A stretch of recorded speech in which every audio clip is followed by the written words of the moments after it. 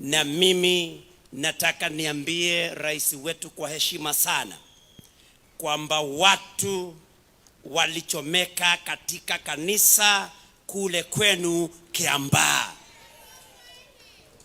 Watoto wetu wameuawa, watoto wa Gen Z. Umefuta wale waliokusaidia kupata urais wakiongozwa na Rigathi Gachagua, Ndindi Nyoro, Mithika Linturi, Moses Kuria na mengine mengi. Yale yote unaona kama tunataka kuamini Mungu amekusamehe, lakini kwa kitendo kilichofanyika kanisani hii leo, ikiwa ulihusika wewe na gavana Sakaja, nataka nitangaze katika jina la Yesu, uongozi wenu Mungu amesema mene mene tekeli. Kwa sababu huwezi kufanya hayo katika kanisa ambako tunamwabudu Mwenyezi Mungu, eti kwa sababu Rigiji amekuja hapa. Pili, nimwambie Rais Ruto ajione vile sasa kwamba wanasiasa hata wakongwe wanaangalia na kusoma kutoka kwa Rigiji.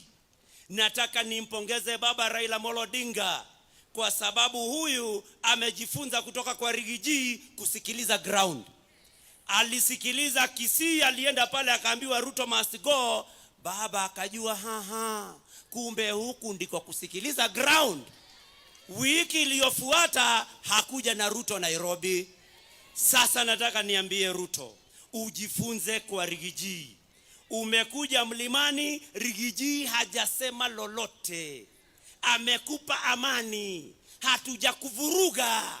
Jifunze na Rigiji. Wacha Rigiji naye afanye yake.